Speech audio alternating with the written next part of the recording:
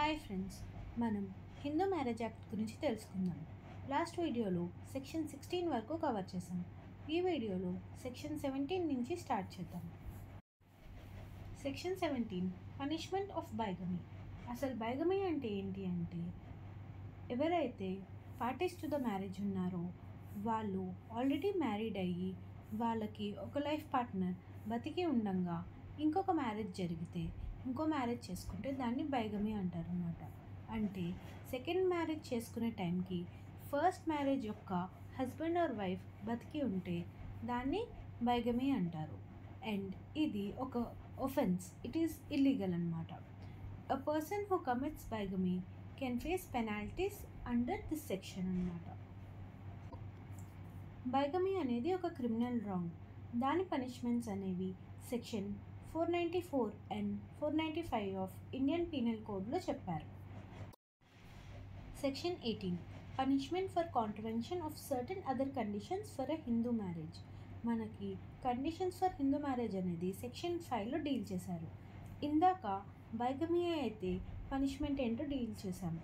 ఇప్పుడు ఈ సెక్షన్ 5లో ఉన్న క్లాస్ 3, 4 అండ్ 5 కానీ వైలేట్ అయితే దానికి పనిష్మెంట్ అనేది ఈ సెక్షన్ 18లో చెప్పారు. సెక్షన్ 5 క్లాస్ 3 కానీ వైలేట్ అయితే అంటే బ్రైడ్ గ్రూమ్ ఏజ్ 21 ఇయర్స్ లోపల కానీ బ్రైడ్ అమ్మాయి ఏజ్ 18 ఇయర్స్ లోపల కానీ ఉండి వాళ్ళు మ్యారేజ్ చేసుకుంటే అప్పుడు వాళ్ళకనేది రిగ్రెస్ పనిష్మెంట్ ఉందన్నమాట. ఈ రిగ్రెస్ ఇంప్రిజన్మెంట్ అనేది 2 years వరకు ఉండొచ్చు. అంటే maximum limit 2 years of punishment వరకు ఇవ్వచ్చు. Or fine 1 lakh rupees fine వరకు వేయచ్చు. లేదంటే రెండు కూడా, ఐదర్ 2 ఏళ్ళు పనిష్మెంట్ జైలు శిక్ష వేయచ్చు, లేదంటే ₹1,00,000 ఫైన్ వేయచ్చు, లేదంటే రెండు ఈ రిగ్రెస్ పనిష్మెంట్ జైలు శిక్ష మరియు ఈ 1 lakh ఫైన్ కూడా వేయచ్చు అన్నమాట. అదే కానీ క్లాజెస్ 4 and 5 ఆఫ్ సెక్షన్ 5 కానీ వైలేట్ అయితే simple imprisonment up to 1 month or fine up to 1,000 rupees or both. ఈ 4 and 5 క్లాజెస్ ఏంటి అంటే, when bride and bridegroom are within the prohibited relationship or sapindas అయితే కనుక ఈ punishment వస్తుందన్నమాట. Simple imprisonment 1 month వరకు, maximum limit 1 month వరకు, and fine up to 1,000 rupees. అంటే మ్యాక్సిమం ఫైన్ 1,000 rupees వేయచ్చు. లేదంటే ఈ రెండు కూడా జైలు శిక్ష మరియు ఫైన్ కూడా వేయచ్చు అన్నమాట. Section 19 court to which petition shall be presented. ఇందాక దీని కింద మనం ఏ రిలీఫ్ కోసం కోర్టుకి వెళ్ళాలి, పిటిషన్ వేయాలి అనుకున్నాం. ఈ పిటిషన్స్ అన్నీ ఎక్కడ వేయాలి, ఎక్కడ దాఖలా చేయాలి అనేది ఈ సెక్షన్లో చెప్తున్నారు. ఎప్పుడూ కూడా డిస్ట్రిక్ట్ కోర్టులో అనేది ఫ్యామిలీ కేసెస్ ఉంటాయి. సో పవర్ అనేది డిస్ట్రిక్ట్ కోర్ట్కి ఇచ్చారు. అది కూడా ఎలాంటి డిస్ట్రిక్ట్ కోర్ట్కి అంటే ఆర్డినరీ ఒరిజినల్ సివిల్ జ్యూరిస్డిక్షన్ ఉన్న డిస్ట్రిక్ట్ కోర్ట్కి అన్నమాట. సో ఒరిజినల్ సివిల్ జ్యూరిస్డిక్షన్ అనేది ఇంపార్టెంట్ వర్డ్. ఇక్కడ డిస్ట్రిక్ట్ కోర్ట్కి ఇచ్చారు. అయితే ఏ డిస్ట్రిక్ట్ కోర్టులో వేయాలి అంటే, ఎక్కడైతే మ్యారేజ్ సాల్మనైజ్ అయిందో అంటే మ్యారేజ్ ఎక్కడ జరిగిందో ఆ ఊర్లో ఉన్న డిస్ట్రిక్ట్ కోర్టులో అయినా వేయచ్చు. లేదంటే ఎక్కడైతే రెస్పాండెంట్ మనం పిటిషన్ వేసే నాటికి, ఎవరైతే పిటిషన్ ఫైల్ చేస్తున్నారో ఆ పిటిషన్ వేసే నాటికి రెస్పాండెంట్ అదర్ పార్టీ అన్నమాట. రెస్పాండెంట్ అంటే అదర్ పార్టీ ఎక్కడ ఉంటున్నారో అక్కడ వేయచ్చు. లేదంటే ఈ హస్బెండ్ అండ్ వైఫ్ ఇద్దరూ కలిసి లాస్ట్ డిసైడ్ అయింది అంటే ఇద్దరూ కలిసి లాస్ట్ కాపురం చేసిన ఊర్లో ఉన్న డిస్ట్రిక్ట్ కోర్టుకైనా వేయచ్చు. ఇన్ కేస్ ఆ పిటిషన్ వేసేది వైఫ్ అయితే, ఒక ఫీమేల్ అయితే, ఆ రోజున తను ఎక్కడ ఉంటుందో ఆ రోజు ఉన్న రెసిడెన్స్ ఒక్క డిస్ట్రిక్ట్ కోర్ట్ అన్నమాట.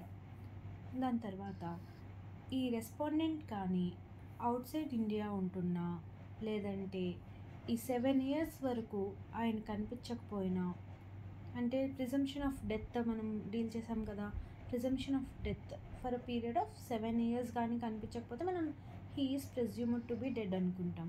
సో ఈ కండిషన్స్లో ఉంటే పిటిషనర్ ఎక్కడ డిసైడ్ అవుతుందో ఈ పిటిషన్ వేసే నాటికి అక్కడ వేసుకోవచ్చు.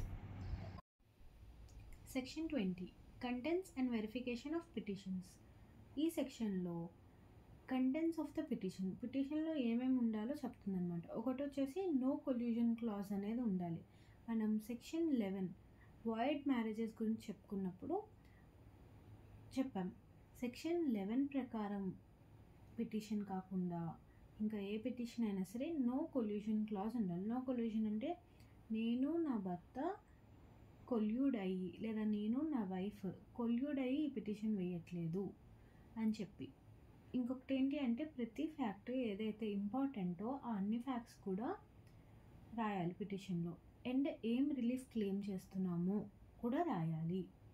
అండ్ వెరిఫికేషన్ స్టేట్మెంట్ ఈ పై చెప్పినవన్నీ కరెక్టే అని చెప్పి కూడా రాయాలన్నమాట. ఇవన్నీ ఏంటి అంటే పిటిషన్లో ఉన్న కంటెంట్స్ గురించి చెప్తుంది. ఇది యూజువల్గా మనకి ప్రిలిమ్స్లో అయితే అంత ఇంపార్టెంట్ కాదు. And section 21 application of act 5 of 1908 అంటే ఈ యాక్ట్ 5 అంటే ఇంకో వేరే యాక్ట్ ఏం కాదు, కోడ్ ఆఫ్ సివిల్ ప్రొసీజర్. అంటే ఫ్యామిలీ కోర్టు ఒక ఆల్ ప్రొసీడింగ్స్ అనేవి సివిల్ ప్రొసీజర్ కోడ్ ప్రకారం జరుగుతుంది అని చెప్తుంది. And section 21A power to transfer petitions in certain cases. ఇప్పుడు హస్బెండ్ పిటిషన్స్ వేస్తారు, వైఫ్ కూడా పిటిషన్స్ వేస్తారు. సెక్షన్ 10 ప్రకారం కానీ సెక్షన్ 13 ప్రకారం కానీ. సెక్షన్ 10 ఏం చెప్తుంది? జ్యుడిషియల్ సెపరేషన్ గురించి చెప్తుంది. సెక్షన్ 13 ఏం చెప్తుంది? డైవర్స్ గురించి చెప్తుంది.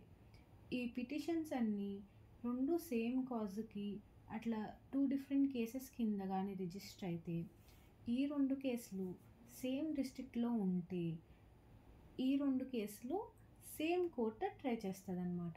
సేమ్ డిస్ట్రిక్ట్లో ఉన్న 2 కేసులు కూడా ఆ డిస్ట్రిక్ట్ కోర్టుకి ట్రాన్స్ఫర్ అయ్యి 2 కలిసి ట్రై చేస్తారు. అంటే కలిసి కేసు ప్రొసీడింగ్స్ అనేవి జరుగుతాయి. అదే కానీ ఈ 2 కేసులు డిఫరెంట్ డిస్ట్రిక్ట్స్కి ఉంటే, అంటే ఒక డిస్ట్రిక్ట్లో ఒక కేసు ఇంకో డిస్ట్రిక్ట్లో ఇంకో కేసు రిజిస్టర్ అయితే అప్పుడు ఏదైతే తర్వాత రిజిస్టర్ అయిందో, ఏదైతే సెకండ్ రిజిస్టర్ అయిందో దాన్ని ఫస్ట్ కేసు ఎక్కడైతే రిజిస్టర్ అయిందో అక్కడికి ట్రాన్స్ఫర్ చేస్తారు. అక్కడికి ట్రాన్స్ఫర్ చేసి 2 కేసులు మళ్ళీ కలిసి ట్రై చేస్తారనమాట. అంటే కలిసి తీసుకొని కలిసి ప్రొసీడింగ్స్ జరుగుతాయి. ఈ పవర్ ఆఫ్ ట్రాన్స్ఫర్ అనేది ఎవరికి ఇచ్చారంటే కోర్ట్ ఆర్ ద గవర్నమెంట్ అనమాట. కోర్టుకు కానీ గవర్నమెంట్ కానీ. సో ఈ ఇద్దరిలో ఎవరైనా సరే ఈ లేటర్ కేసు ఏదైతే ఉందో, సెకండ్ ఏదైతే లేట్గా వేశారో కేసు, ఆ కేసు ముందు వేసిన కేసు ఎర్లియర్ పిటిషన్ ఎవరైతే వేశారో ఎక్కడైతే వేశారో అక్కడికి ట్రాన్స్ఫర్ చేస్తారనమాట. Section 21B trial and disposal of petitions. ఈ డిస్పోజల్ ఆఫ్ పిటిషన్స్ అనేవి ఎందుకు పెట్టారంటే క్లాజ్ స్పీడీ జస్టిస్ ఇద్దాము అని. దీంట్లో ఏం చెప్తుందంటే ఈ సెక్షన్లో ఎక్స్పీడియస్ ట్రయల్ అని కండక్ట్ చేయాలి. అంటే డే టు డే ప్రొసీడింగ్స్ జరగాలి. అండ్ ఈ ట్రయల్ వచ్చేసి అంటే ఫస్ట్ ఇనీషియల్ మనం ఫైల్ చేసినప్పుడు పిటిషన్ 6 monthsలో డిసైడ్ చేయాలి. అండ్ ఈ పిటిషన్ మీద అపీల్కి వెళ్ళినప్పుడు 3 monthsలో, అంటే రెస్పాండెంట్కి నోటీస్ వెళ్ళిన 3 monthsలో డిసైడ్ చేయాలి అని. ట్రయల్ వచ్చేసి 6 months, అపీల్ వచ్చేసి 3 monthsలో. ఈ 6 months 3 months అనే టైం లైన్ ఒక డైరెక్టరీ ఆర్డర్ తప్ప మ్యాండేటరీ కాదు. మనకి ఫ్యామిలీ కోర్ట్ కేసెస్ కూడా చాలా ఇయర్స్ ప్రొలాంగ్ అవుతూ వస్తున్నాయి. And next section 21C documentary evidence. యూజువల్గా సూట్స్లో అంటే ఓఎస్ కేసుల్లో ఏంటి అంటే ఓన్లీ రిజిస్టర్డ్ డాక్యుమెంట్స్, స్టాంప్డ్ డాక్యుమెంట్సే ట్రయల్లో అడ్మిట్ చేస్తారనమాట, మార్క్ చేస్తారు. సెక్షన్ 23 నుంచి మనం నెక్స్ట్ వీడియోలో కవర్ చేద్దాం.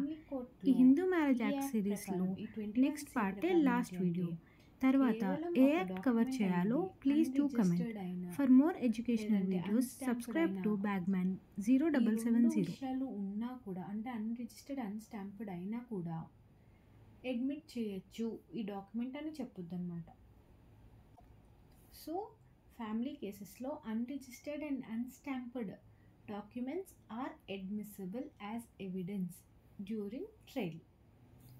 Section 22 proceedings to be in camera and may not be printed or published.